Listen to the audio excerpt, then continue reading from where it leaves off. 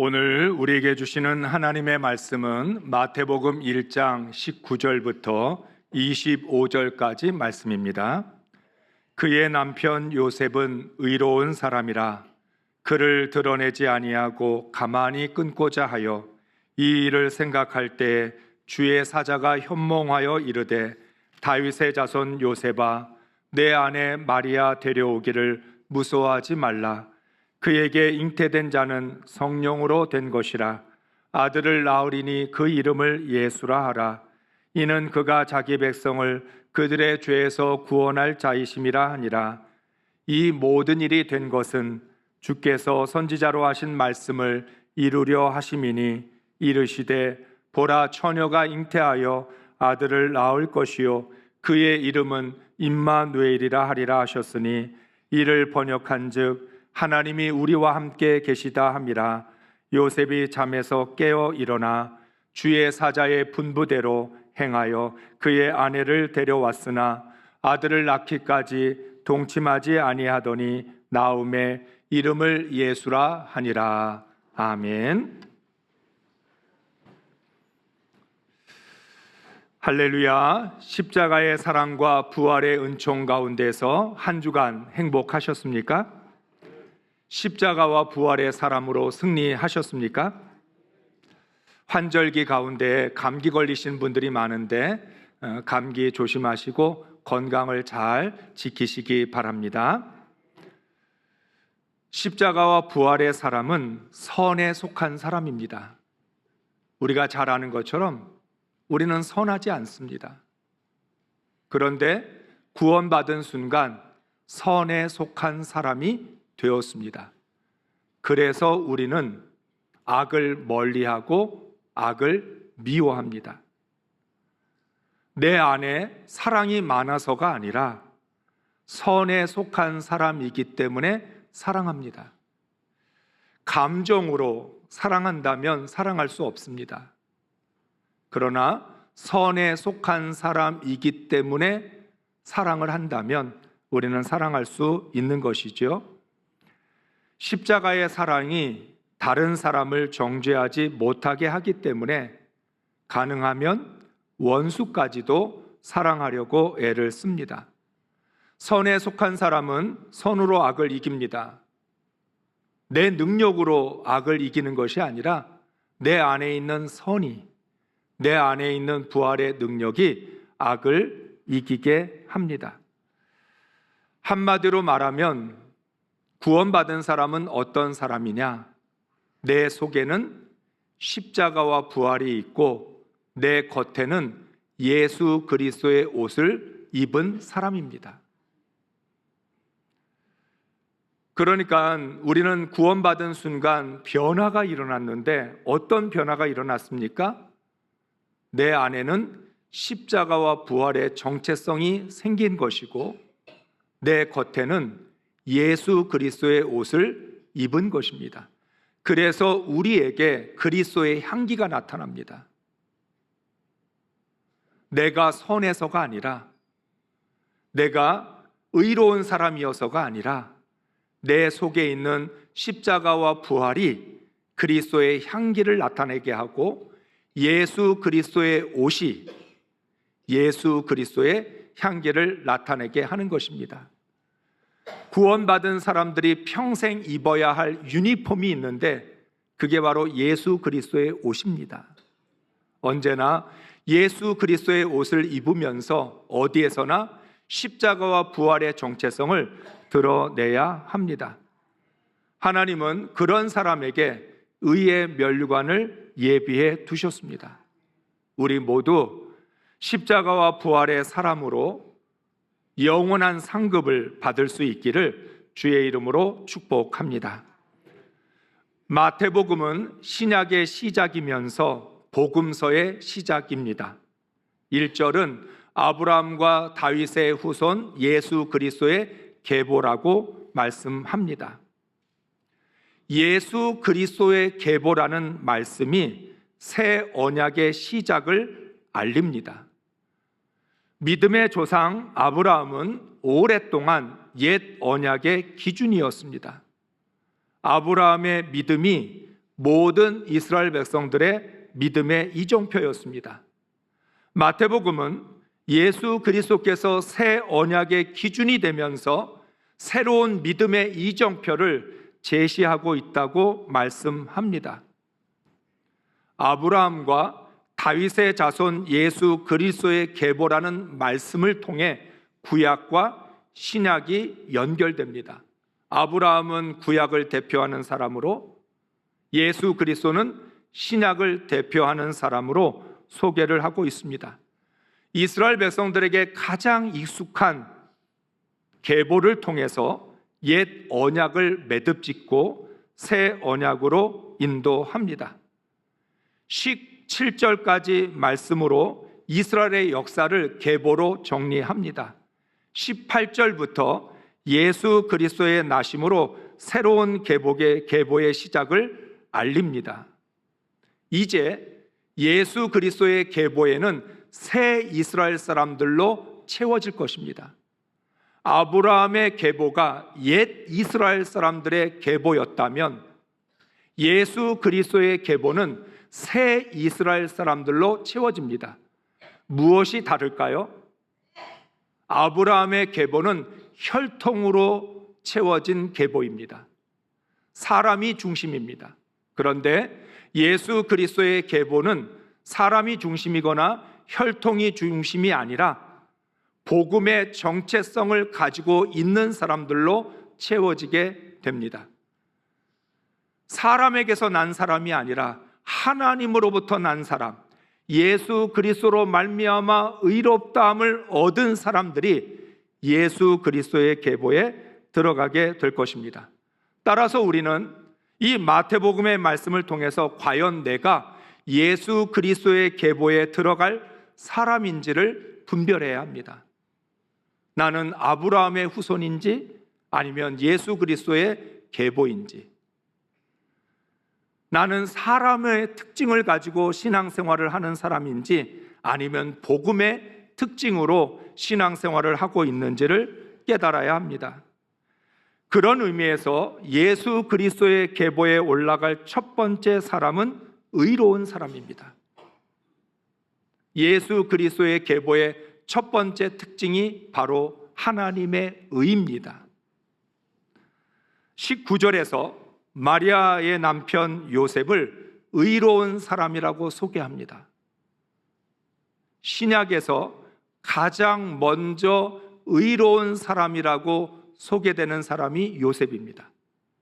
요셉은 무명의 사람입니다. 특징이 없는 사람입니다. 목수였다라고 하는 그 말을 통해서 그냥 요셉은 가장 평범한 사람이라고 할 수 있습니다. 그런데 예수님 당시에 수많은 사람들이 있었음에도 불구하고 요셉을 의로운 사람으로 등장을 시킵니다. 의로운이란 헬라어의 뜻은 의로운, 옳은, 정직한이라는 뜻입니다. 여러분, 사람들은 늘 옳고 그름에 대해서 중요하게 생각합니다. 먹고 사는 문제가 해결이 되거나 우리가 성공을 하고 나면 사람들은 반드시 내가 옳으냐 하는 걸 묻게 됩니다. 사람들 사이에서 늘 시시비비를 가립니다. 시시비비를 가리는 이유가 뭡니까? 무엇이 옳고 무엇이 그르냐는 거죠. 하나님을 믿지 않는 사람들도 옳은 것에 대해 관심이 있습니다. 무엇이 의로운 것이냐? 세상도 정의를 말하고 하나님도 정의를 말씀합니다. 그런데 하나님의 의와 세상의 의는 다릅니다. 왜냐하면 하나님은 의를 거룩이라고 말씀하시기 때문입니다. 하나님께서 거룩하시니 하나님의 자녀들도 거룩하라고 명령하셨습니다. 하나님의 의로만 거룩할 수 있습니다. 그러나 사람이 주장하는 의는 거룩과 상관이 없습니다. 내가 옳으면 그만입니다. 내가 무슨 짓을 하든, 내가 어떻게 살아가든, 내가 말하는 그 주장이, 내가 이야기하는 논리가 맞으면 그건 의롭다라고 생각을 합니다. 그러나 하나님이 말씀하시는 의는 거룩과 동의어입니다. 거룩하지 않으면 의로울 수 없고 의로우면 거룩해야 하는 것이죠. 벌써 여기에서부터 하나님이 말씀하시는 의와 사람이 말하는 의는 다릅니다. 속이야 어떻든 말만 맞으면, 그 사람의 주장이 타당하면 의롭다라고 말합니다. 그런데 하나님은 그런 것으로 의로울 수 없다고 말씀을 하시는 거죠. 결국 신앙은 거룩과 의의 문제입니다. 이스라엘 백성들은 하나님의 의를 잃어버려서 멸망했습니다. 거룩한 백성 제사장 나라의 사명을 감당하지 못해 하나님의 심판을 받았습니다. 그래서 하나님의 의를 회복하기 위한 운동이 바리새인을 중심으로 일어났습니다. 바벨론으로 포로로 잡혀가서 우리는 왜 망했을까? 힘이 없어서 망했나? 하나님이 다른 신들보다 약해서 망했나? 여러 가지를 생각하다가 그들은 우리가 거룩을 잃어버렸기 때문에, 하나님의 의를 잃어버렸기 때문에 망했다는 걸 깨달았습니다.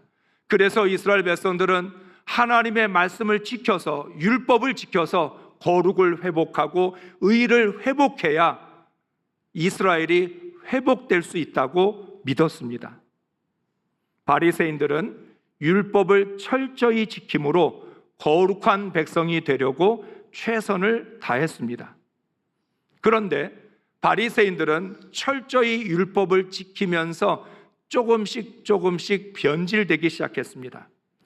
율법을 주신 하나님보다 율법을 지키는 자신을 옳게 여겼습니다. 여러분, 우리가 신앙생활하면서 반드시 겪게 되는 문제입니다. 우리가 신앙생활을 할 때 하나님의 은혜를 받고 기도하고 말씀에 순종하고 하나님의 뜻대로 살려고 애를 쓰는데, 어느 순간부터 은혜를 주신 하나님보다 은혜를 받은 내가 더 소중하고, 말씀을 주신 하나님보다 말씀을 지키고 있는 내가 대단하다라고 느껴집니다. 그러면서 하나님의 의가 아니라 내 안에는 자기의 의로움이 생깁니다. 은혜 받은 나, 순종하는 나, 말씀대로 살아가는 나, 기도하고 헌신하고 예배드리는 나, 너무너무 소중하고 귀하게 여겨집니다. 그러면서 하나님의 의는 사라지고 나의 의가 교만으로 올라오게 됩니다. 그래서 바리새인의 의와 예수님의 의가 충돌했습니다. 마태복음 1장은 구약에서 이스라엘 백성들이 원했던 의와 신약에서 이제 예수 그리스도의 복음으로 말미암아 우리에게 주어질 의가 왜 다른지에 대해서 말씀을 합니다. 그래서 하나님의 의를 설명하기 위하여 소개하는 사람이 바로 요셉입니다. 바리새인도 예수님에게 의롭다라고 인정받지 못했습니다. 그런데 요셉을 의로운 사람이라고 말하고 있습니다.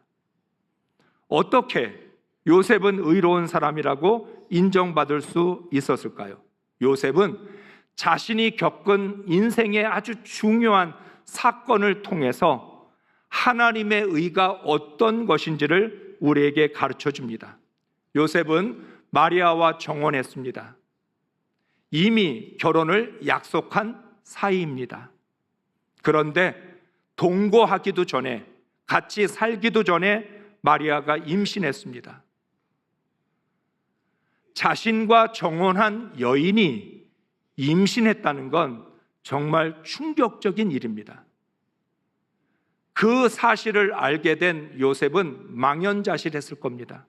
왜 내게 이런 일이 있을까? 왜 하필이면 내가 약혼한 사람, 결혼하기로 한 사람에게 이런 일이 일어났을까? 어떻게 수습해야 될지, 이걸 어떻게 받아들여야 될지 요셉은 멘붕에 빠졌을 것입니다. 마리아가 간음했다고 의심할 수밖에 없는 상황이었습니다.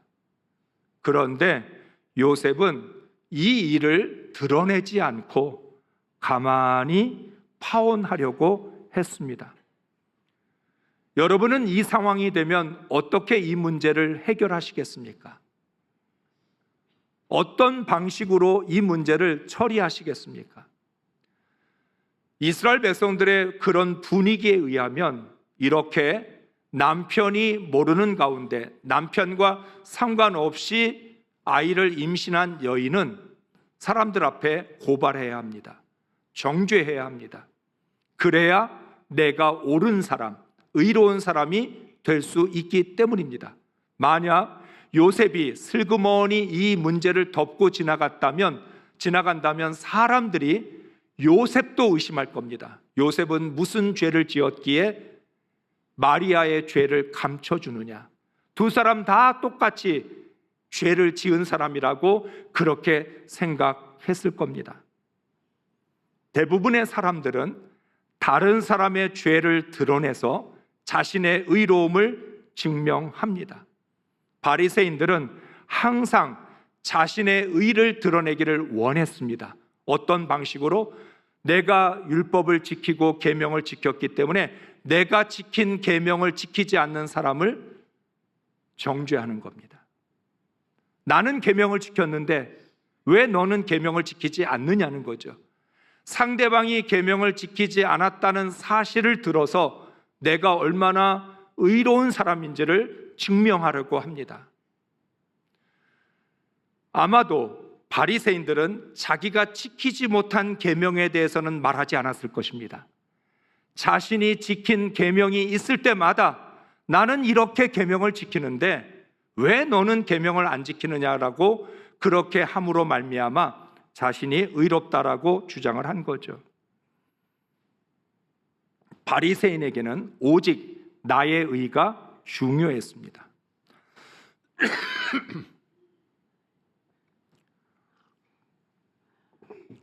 이러한 영적 분위기에서 요셉이 조용하게 이 문제를 수습하려고 했던 것입니다. 사람들은 말할 수 있습니다. 그건 요셉이 성격적으로 내성적이어서 사람들에게 주목받는 게 싫고 사람들이 아는 게 싫어서 조용히 넘어가려고 했었던 것 아니냐라고 말할 수 있습니다. 그렇지만 하나님의 말씀을 들은 요셉의 반응에서 요셉의 진심이 어떠했는지를 알 수 있습니다. 20절과 21절의 말씀을 읽습니다. 이 일을 생각할 때에 주의 사자가 현몽하여 이르되 다윗의 자손 요셉아 내 아내 마리아 데려오기를 무서워하지 말라. 그에게 잉태된 자는 성령으로 된 것이라. 아들을 낳으리니 이름을 예수라 하라. 이는 그가 자기 백성을 그들의 죄에서 구원할 자이심이라 하니라. 아멘. 요셉은 이미 정리했습니다.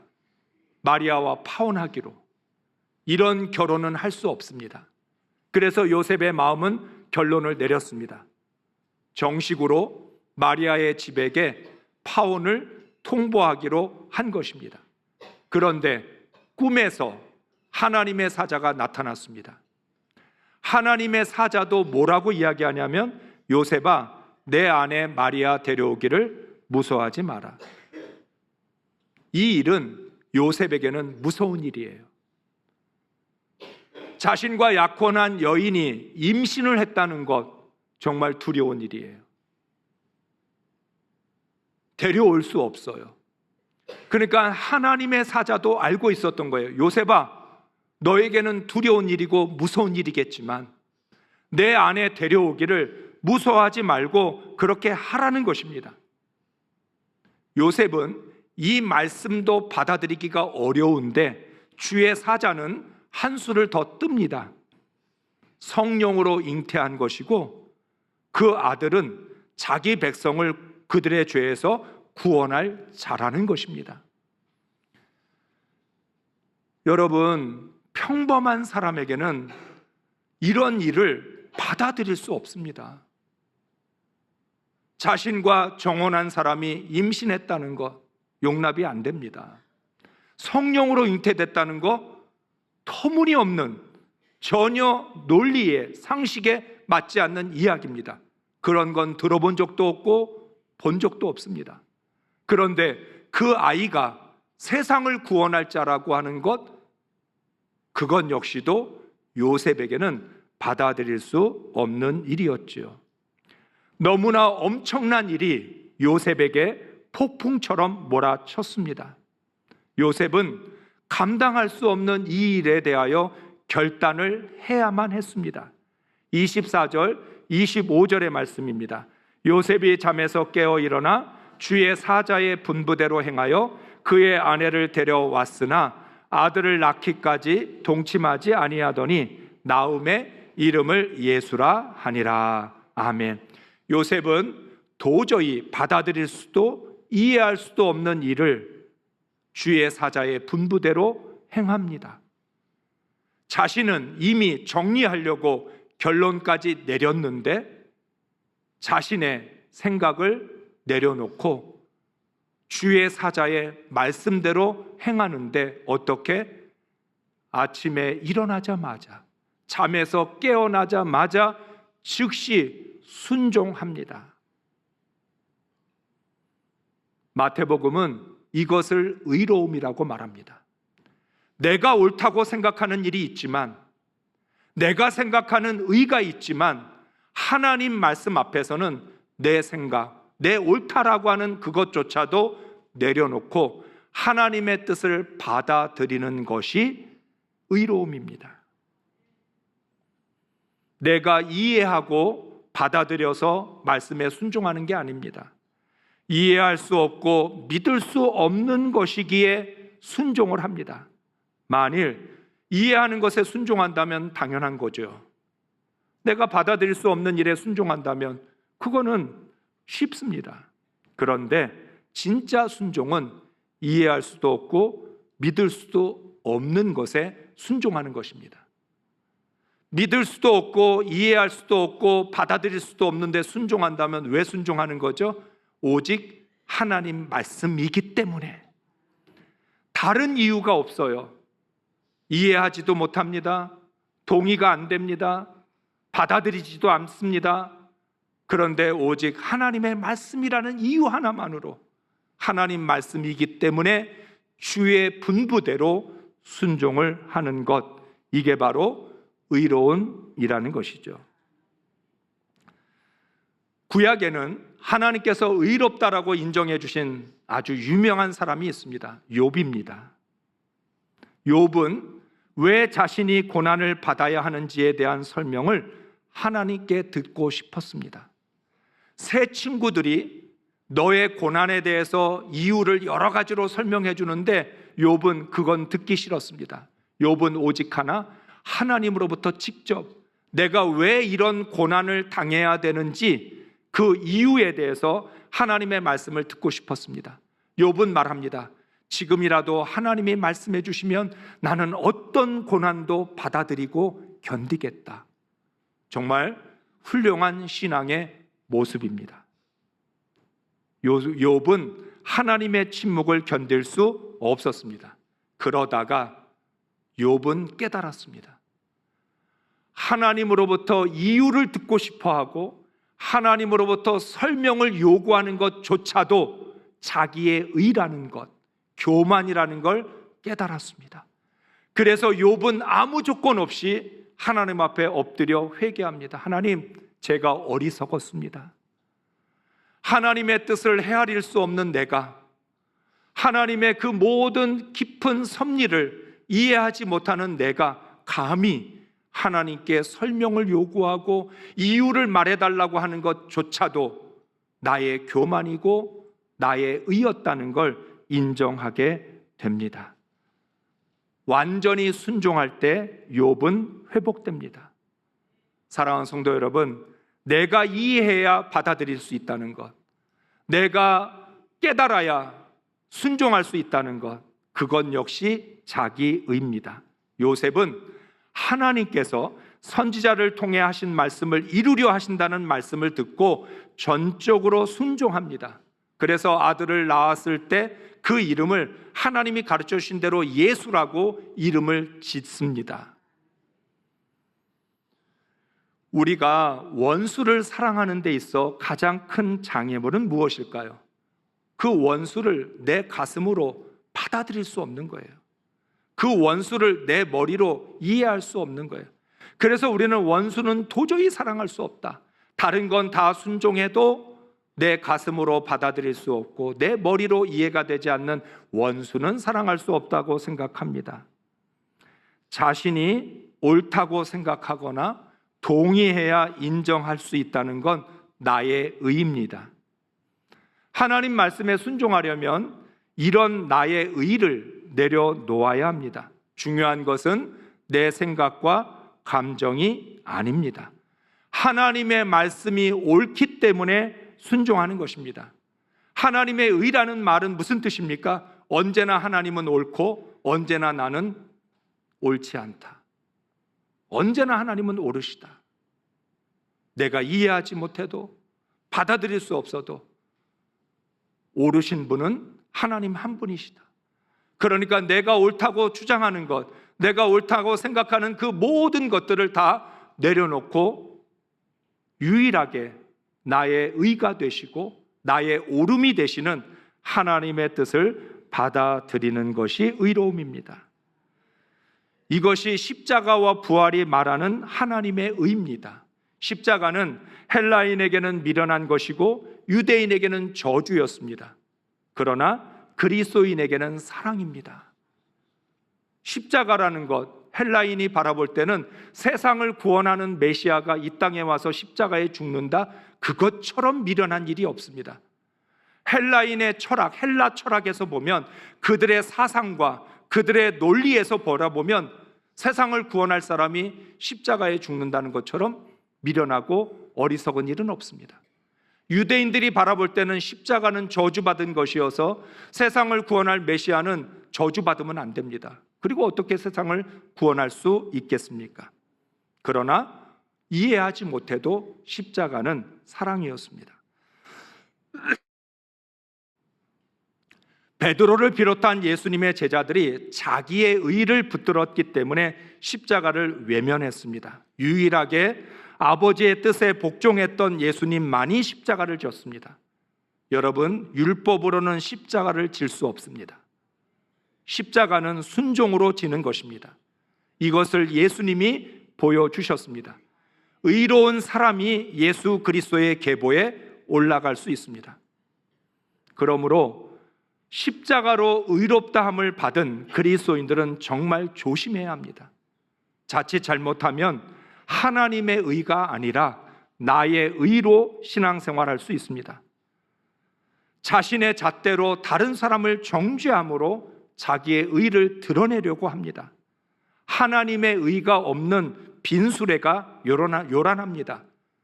하나님의 의는 가만히 있어도 드러납니다. 진정으로 의로운 사람은 요셉처럼 조용히 하나님 말씀에 순종하며 자신의 십자가를 집니다. 내가 십자가를 지고 있다는 걸 광고하는 사람은 의로운 사람이 될 수 없습니다. 우리는 오늘 어떻게 십자가를 져요? 내가 십자가가 지고 있다는 걸 떠벌립니다. 사람들 앞에 내세웁니다. 내가 십자가 지고 있다는 걸 알아달라고 광고하기도 합니다. 그런데 진정으로 의로운 사람은 아무도 알아주지 않아도 하나님만 바라보며 순종의 길을 가는 사람입니다. 요셉의 주변 사람들은 요셉에게 바보라고 비웃었을 것입니다. 지금 요셉이 하나님의 말씀에 순종하고 있다는 걸 아무도 인정하지 않았을 것입니다. 그러나 요셉은 하나님께 인정받은 의로운 사람이었습니다. 요셉이 진정한 의가 무엇인지를 우리에게 가르쳐 줍니다. 오늘날도 이 세상에는 자기가 의롭다라고 광고하고 자신의 의를 드러내고 주장하는 사람들이 너무 많습니다. 그런 사람 중에서 십자가를 지는 사람은 하나도 없습니다. 오히려 조용히 주님만 바라보며 자신의 십자가를 지고 이해할 수 없어도 받아들일 수 없어도 순종하는 사람, 그 사람이 하나님이 원하시는 의로운 사람인 것이죠. 사랑하는 성도 여러분, 예수 그리스도의 계보에 속한 사람이 되려면 반드시 예수님의 의로 살아야 합니다. 고린도전서 1장 30절 31절의 말씀을 읽습니다. 너희는 하나님으로부터 나서 그리스도 예수 안에 있고 예수는 하나님으로부터 나와서 우리에게 지혜와 의로움과 거룩함과 구원함이 되셨으니 기록된 바 자랑하는 자는 주 안에서 자랑하라 함과 같게 하려 함이라. 아멘. 그리스도인은 하나님께로부터 난 사람입니다. 예수님이 나의 구주이시며 나의 지혜와 의로움과 거룩함이 되십니다. 나에게는 지혜와 의로움과 거룩함이 하나도 없습니다. 이 모든 것은 예수 그리스도께로부터 온 것입니다. 예수 그리스도가 나의 지혜이시고 예수 그리스도가 나의 의로움이고 예수 그리스도가 나의 거룩함입니다. 그렇기 때문에 예수 그리스도가 내 신앙의 기준이고 인생의 원칙입니다. 예수님이 나의 지혜와 의로움과 거룩함이 되신다는 걸 믿는 사람은 주 안에서만 자랑합니다. 왜냐하면 나에겐 자랑할 것이 하나도 없기 때문입니다. 주님이 주신 것을 자랑한다면 내 것처럼 그건 속이는 일입니다. 나는 아무것도 아니라고 인정하는 것이 하나님의 의입니다. 나는 아무것도 아닙니다. 나는 지혜도 없습니다. 나는 의로움도 없습니다. 나는 거룩함이 없습니다. 그런데 예수 그리스도가 내 안에 계셔서 나의 지혜가 되시고 의로움이 되시고 거룩함이 되시기에 내가 지혜로운 것처럼 보이고 의로운 것처럼 보입니다. 그래도 내가 자랑할 건 내가 아니라 예수 그리스도인 거죠. 자랑할 건 예수밖에 없는 거죠. 나에게 자랑할 게 뭐가 있겠습니까? 지혜도 없고 의로움도 없고 거룩함도 없는 사람이었는데 우리의 유일한 자랑거리는 예수 그리스도입니다. 우리는 나에게 지혜와 의로움과 거룩함을 주신 예수 그리스도만 자랑해야 합니다. 그런 사람이 예수 그리스도의 계보에 속한 사람입니다. 마태복음 1장은 누가 예수 그리스도의 계보에 속할 수 있을까? 누가 정말 새 이스라엘로서 하나님의 택함 받은 자녀가 될 수 있을까를 우리에게 가르쳐 줍니다. 첫 번째, 의로운 사람. 그 사람이 예수 그리스도의 계보에 들어가는데 나는 오늘 말씀처럼 하나님이 말씀하시는 의로운 사람인지를 돌아봐야 합니다. 우리 모두 하나님께서 인정하시는 의로운 사람으로 예수 그리스도의 계보에 들어갈 수 있기를 주의 이름으로 축복합니다.